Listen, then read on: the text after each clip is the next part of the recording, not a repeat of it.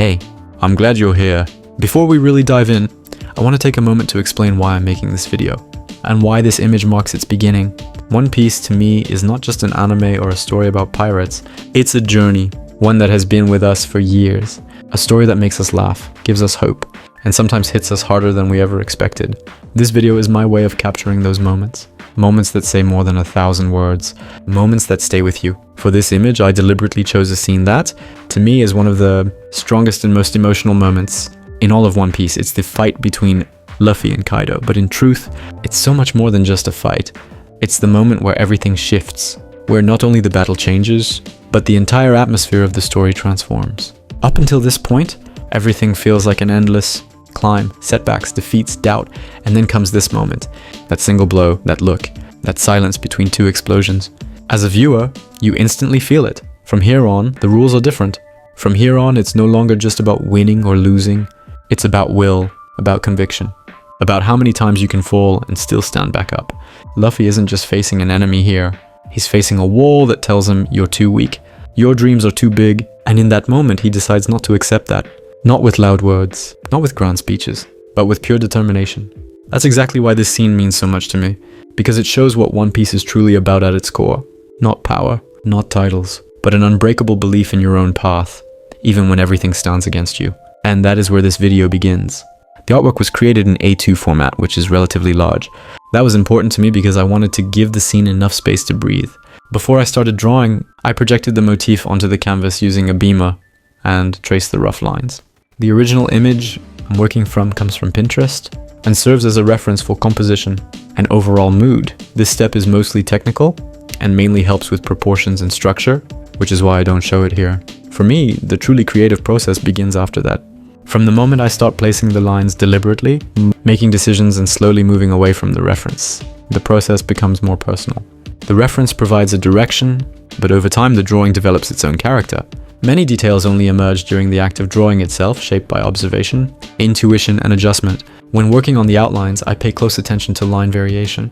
Not every line should have the same thickness. Uniform lines can quickly make an image feel flat or visually restless, even if the subject itself is strong. To me, lines are not just boundaries. They are an expressive tool. They guide the viewer's eye, create weight, and give certain areas more importance than others. Once the basic outlines are in place, I move forward step by step. I don't plan everything in advance. Instead, I leave room for change. This openness is essential to my process because it allows the image to develop organically. Many decisions only happen through careful observation or small corrections made along the way. I start defining specific areas more clearly and building contrast. I consciously shift between dense, dark lines and calmer, more open spaces. Not every part of the image needs the same level of attention. Some areas are meant to recede while others are intentionally brought into focus.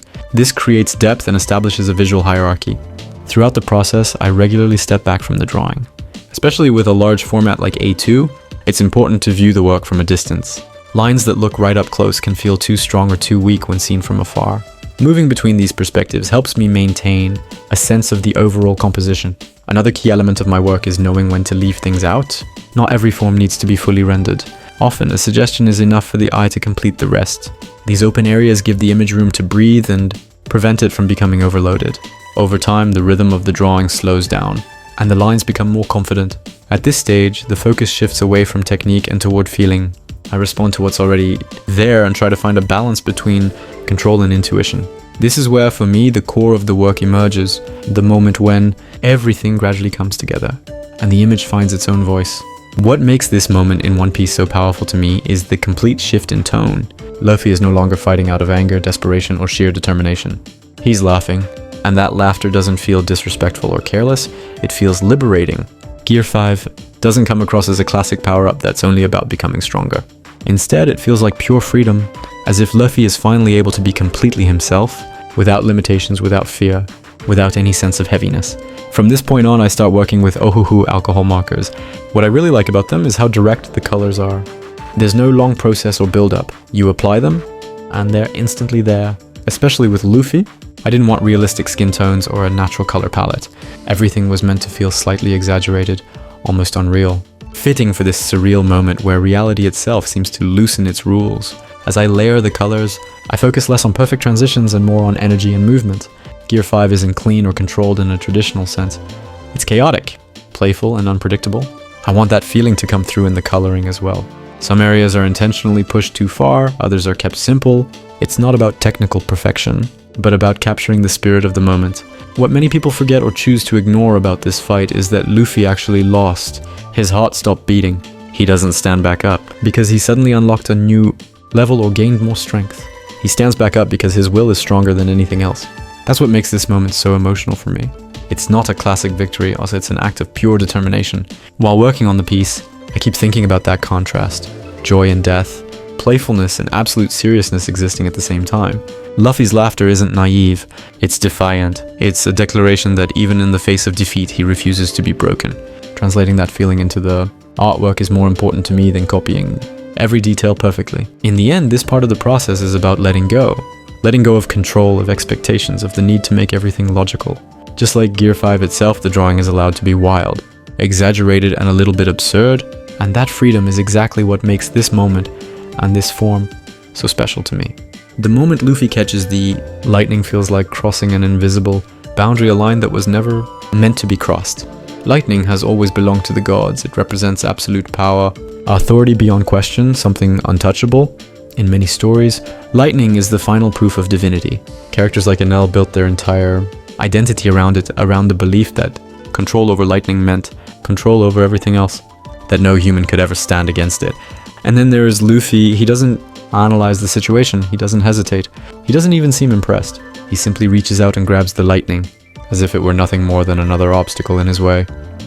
And while doing so, he laughs, not because he wants to mock anyone, but because this is who he is, free, unburdened, completely unafraid. That laugh changes the entire meaning of the scene. It's not defiance in the traditional sense, and it's not arrogance, it's joy. A natural, honest joy that refuses to recognize false authority. Luffy doesn't believe in gods who rule through fear. He doesn't acknowledge power that demands worship. To him, strength without freedom is empty. And in that moment, it becomes clear that this scene is not about lightning at all. It's about what it represents. This isn't a display of raw power. It's a rejection of limits that were never real to begin with. Limits created by fear, by hierarchy, by the idea that some things are simply off limits. Luffy doesn't ask for permission. He doesn't wonder whether he's allowed to do this. He acts purely on instinct and conviction. And that instinct tells him that no one has the right to stand above others just because they claim divinity. For me, this scene goes far beyond being a visually striking anime moment. It symbolizes the courage to confront the things we were taught to fear without questioning them, the courage to reach out and touch something forbidden, simply to prove that it was never untouchable in the first place. Luffy becomes dangerous, not because he is stronger than everyone else, but because he refuses to play by rules built on fear and submission. From this point on, my approach to the work becomes intentionally calmer. I slow down. I stop chasing speed, complexity, or technical perfection. Instead, I focus on feeling. I give the image room to breathe. I observe what it truly needs rather than forcing more onto it. Every movement, every color, every detail has to serve the mood. I try not to over-explain visually. I let silence exist where it needs to. I allow stillness to speak. Because sometimes restraint creates more impact than excess. Sometimes a single image is more powerful than constant motion. Less really can be more, just like this moment. One instant, one laugh, one bolt of lightning caught without fear. Reminder that true freedom doesn't come from being invincible or from standing above others. It comes from refusing to be afraid. Not of power, not of authority, not even of gods. Luffy always reminds me not to take things too seriously. Even when situations are difficult, overwhelming, or seem completely hopeless. That laughter of his in the face of what could feel like inevitable defeat is not naive. It is strength. It is a refusal to surrender to fear or despair. And somehow that is exactly what I wanted to capture in this piece. That rare, almost magical combination of chaos, freedom, joy, and unwavering will. A feeling that goes beyond the character or the scene itself. When I sit down to create, I focus on bringing that energy into the artwork. I use Faber-Castell Polychromos pencils because they allow me to layer colors deeply and build transitions smoothly. Each stroke, each subtle gradient is a way to echo Luffy's vitality. The pencils themselves become tools to translate not just a visual moment, but an emotion, a heartbeat. The blending of colors mirrors the blending of feelings. Excitement, tension, laughter, determination, all coexisting in a single frame. Working on this image is more than a technical exercise. It's an experience in patience and observation. I watch how the shapes and lines interact. I let myself linger on small details, on the way light might catch a strand of hair, the way shadow falls across a fist, or how the smallest highlight can make the energy in the scene almost tangible.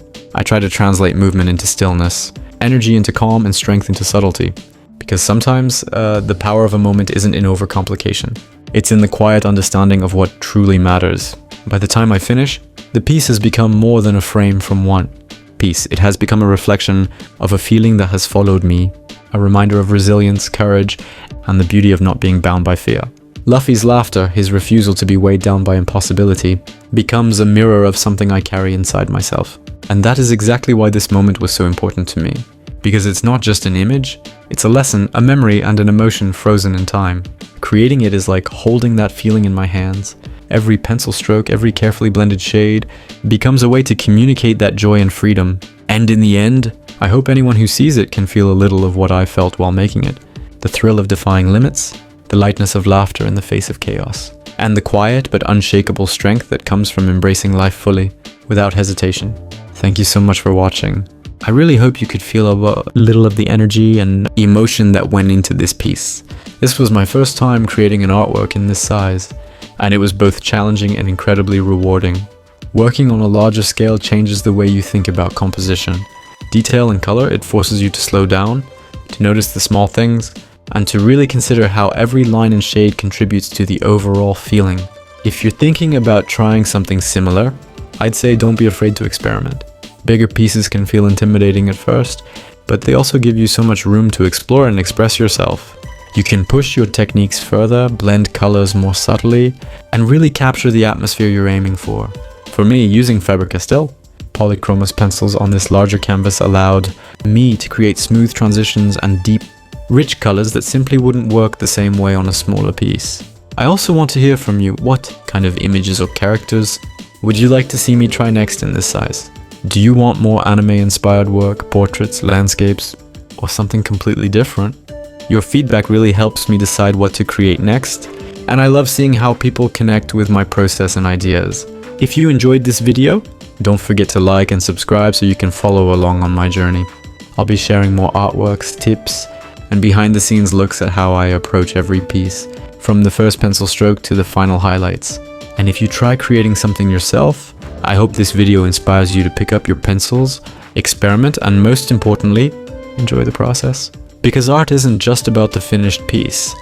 It's about the feelings, the discoveries, and the joy you find along the way. So again, thank you for watching, thank you for supporting me, and I can't wait to share what comes next.